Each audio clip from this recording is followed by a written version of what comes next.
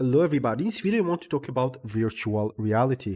Now, VR of course adoption is continually growing. Nearly 1 in 5, which is 90% of US consumers have actually used VR in 2020. A 3 percentage point increment from 60% in 2019. This is based on a blog poll of Barrelaw.com. There have been more interesting statistics which you can find by just searching about virtual reality growth. This one is from techjury.net. So here are some more statistics for you. You can see global VR gaming revenues reached 22.9 billion in 2020. There are more than 171 million VR users worldwide. Now, both commercial and consumer take the largest market share, but other uses, of course, enterprise, healthcare, aerospace and defense, and others. There is some more interesting statistic. This is from Steam, and you can see the total number of the users actually using VR headset. And the popular VR headset, as you can see, Oculus Quest 2, now Meta Quest 2 with 47%, followed by Valve Index and Oculus Rift S. This data is also actually very similar, quite similar to the statistics shown on Statista, with Oculus Quest 2 with 46%, followed by Valve Index with 40%, Oculus Rift S with 30%, and then HTC Vive and Windows Mixed Reality with only 5%. And this one was pulled, well, right now is of the time of making this video. This is from Steam, or steampower.com, the official Steam page. As you can see, Oculus Quest 2, 47.97, followed by Valve Index HMD, see, Oculus Rift S, HTC Vive, Windows Mixed Reality, and others. Now, you need to understand that just in 2020, Steam actually saw 1.7 million new VR users, which is a 71% increase in VR game revenue. This, of course, part of it related to the increased growth of the popularity of the Oculus Quest 2, especially in the pandemic. So more people at home, and this is a great device that can give you great entertainment while actually staying at home. We've seen a great growth of this VR headset globally. Now, the average VR session playtime in 2020 was 32 minutes, which is still an increase, a 30% increase year over year. Now, of course, all that is nice, but you need to understand that VR still have some, well, problems, significant problems. Now, I can speak for myself, but I can tell you that based on my experience, the thing that I'm finding most irritating when playing VR games or just using VR apps, first of all, is the discomfort of the headset. I still think it's bulky, it's heavy, and I know that in a few years' time we're gonna laugh at this headset, but again, it's still not comfortable to use. Although I have accessories, by the way, which I actually use to improve this comfort, still I think that, especially for a long play session, well, it's not there. But again, this also depends on the title. For example, when I play Dimeo, which is a seated experience, it's less of a problem. When I play something that I need to move more, move my hands, move my head a lot, I feel the discomfort more. I also don't like that there are only 3 available adjustment, lens spacing adjustment on the Quest 2.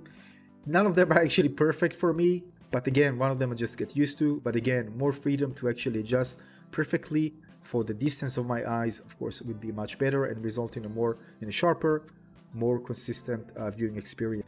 Now, I'm sure there are many of you who feel the same, where you want to play a VR game, but again, you think to yourself, oh, I'm going to pay like, I don't know, $30, or I'm going to play for a regular game, standard game, non-VR game, and many situations where you actually go with a non-VR game because it's more comfortable. You just sit in front of the screen, no need to wear a bulky headset, and just enjoy a very comfortable gameplay experience. And the average play session statistics already showing that people just don't like being in VR for a long period of time. And this, of course, limits the type of games that are actually designed for the headset.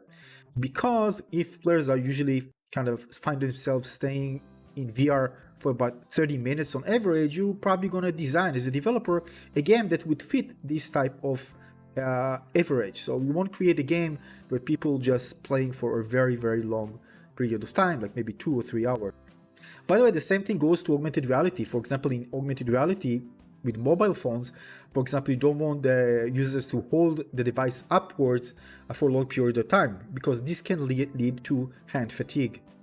Now, all that, of course, we need to mention that the field of view is not there, resolution can be improved, and when I'm using the Oculus Quest, I still feel like I'm kind of viewing something from within binoculars, rather than actually being there in the scene completely. Keep in mind, of course, that there are plenty of amazing games available and apps available for the Oculus Quest 2 and other popular VR headsets. But still, we need something to change, to make the headset more comfortable, everything more accessible.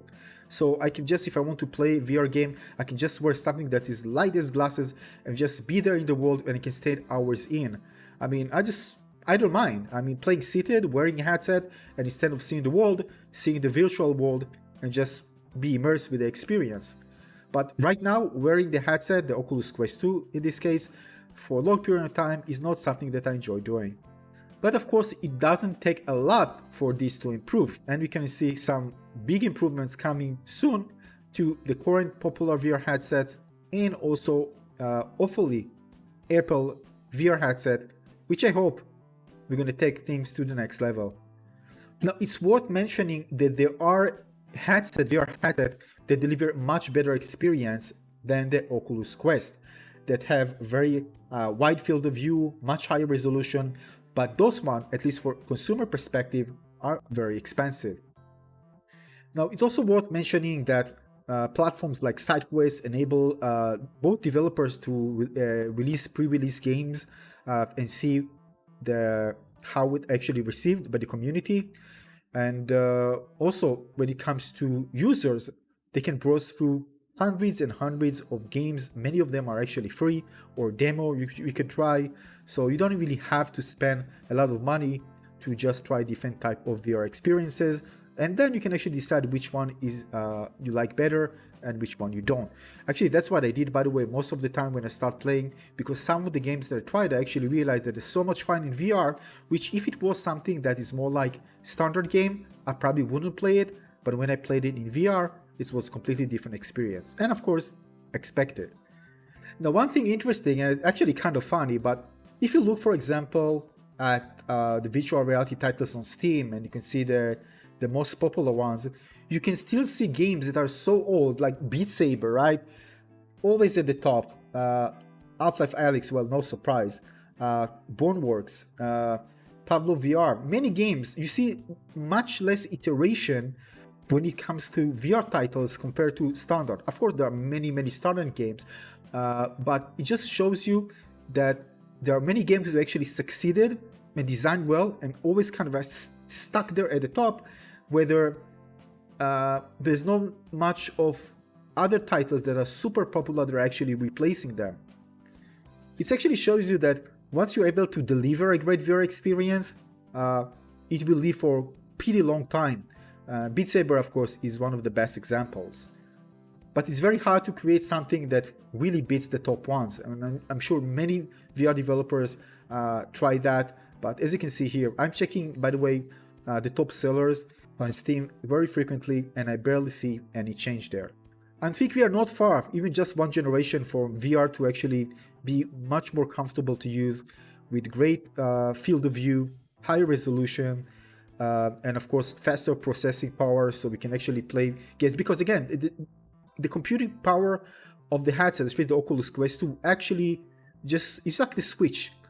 It actually impairs the content that actually developers can create, because the hardware itself is very limited. And especially when I'm talking about VR, so we definitely need a much more powerful headset. But again, keep in mind that, of course, if you're using the Oculus Quest 2, you can use PC VR games by connecting a cable to your PC and run games that are maybe some of them just developed specifically for PC that offer a high quality visuals. And of course, this will all come together nicely if the headset will provide a much better experience. There will be more users, and for developers, a higher market to make games. More would be motivated to develop for this platform. But overall, if you are thinking about getting into VR, you haven't done so yet, I recommend the Meta Quest 2 VR headset. It's absolutely fantastic. Plenty of amazing titles for you to enjoy. And that's about it. Kind of a quick look at the VR market as of 2022 with some insight in my own opinion playing VR games myself. I hope you enjoyed this one. More coming. Make sure to subscribe. Give this one a little like. I'll see you in the next one. Cheers.